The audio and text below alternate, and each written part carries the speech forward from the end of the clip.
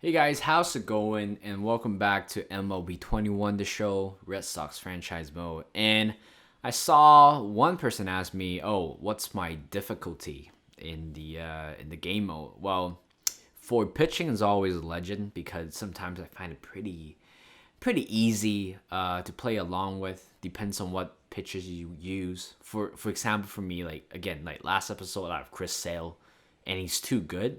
Like even though I try to set it to legend, and as he's basically untouchable. And after five 6 games, he still have an ERA right below 1.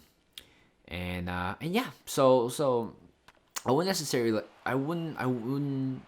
necessarily say that pitching is hard, but I wouldn't necessarily also like losing a lot of runs. Like the one game that I actually remember that I lost quite a lot of runs is, I think it's the game against Baltimore Orioles, and Rod. He was pitching that day too, and I think one inning he got blown up by 7 runs. That's probably the highest runs we've ever lost.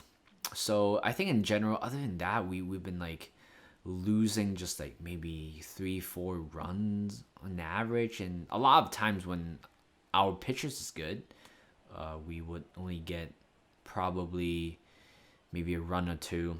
Other than that, yeah. Moving on to the offense or to batting. Oh god, yeah.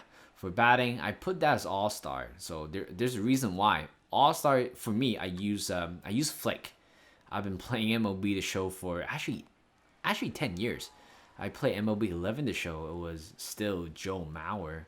He was the cover at that point. I think I was, yeah. My first MLB the Show uh was MLB 11 the show. Yes, as I said, Joe Mauer was the cover long time ago. Just a lot of nostalgia, and yeah, and I know there's like before there were two types of different playing. So you got Flick, you got you got pull back and flick, and also buttons. So I know a lot of my friends, they play with buttons.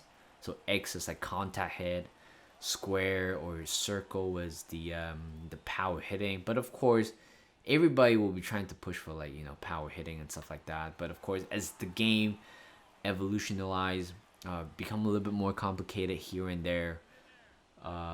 There's a different types of playing. You also have the zone as well. So which there's like a there's like kind of like circle thing right in the middle, and that's basically your bats cover your strike zone.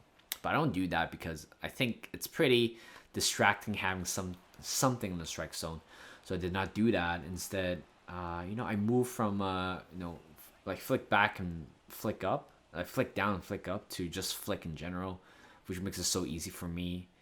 And yes, again, in terms of like that kind of gameplay, I have to time pretty perfectly for me to actually have fun. Was actually just using the flick, and of course having guest pitches, uh, you know, like helped me for a big favor as well.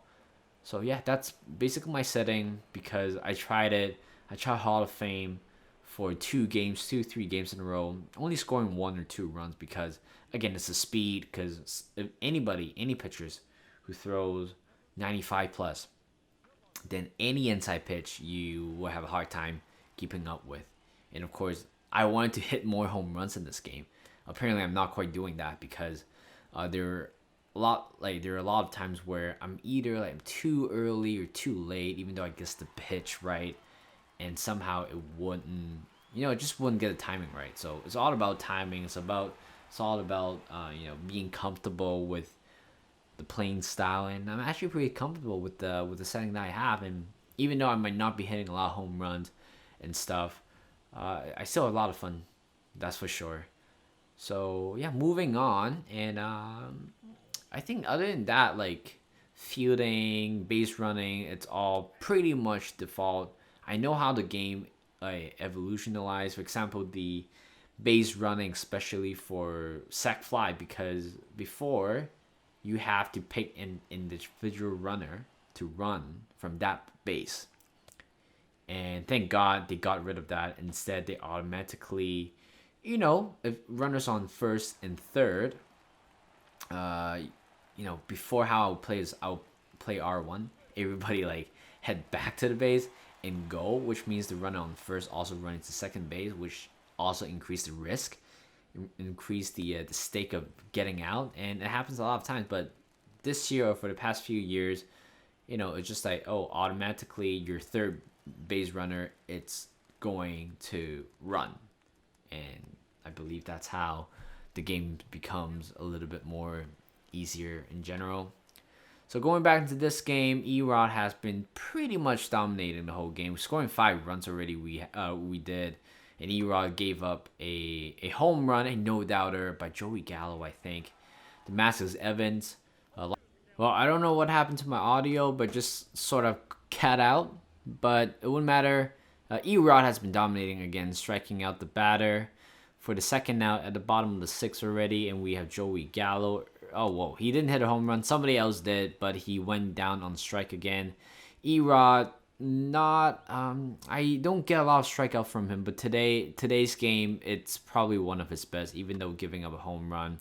And here comes a fly ball to center field. Turns out it is going to be a fly out to center field. Bogart, it's out. Erod still in the game, striking out the batter for the first out. And here comes the batter again. Erod trying to play mouse and rat. No, wait, what's that called? Rat and mouse game? No, rat and cat game. Whatever you call it. I don't know what the saying. But walking the batter, and then here comes Texas here.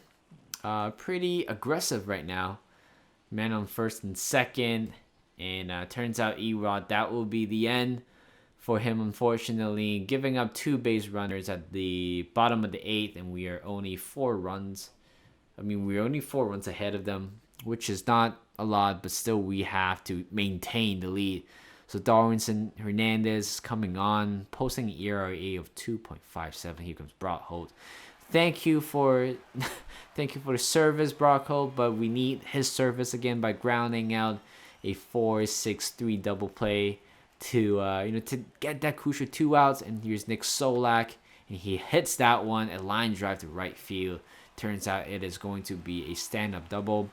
Also, a run is going to score from second base, which reduces the lead to 3 runs, and I still have to put him in, isn't it? And beautiful slider, curveball to get him out of the inning. And here comes Gonzalez again. He has been pretty good, I'm telling you, but unfortunately, I think that's Marcus Wilson got tagged down on first base, and JD Martinez gone down on strike.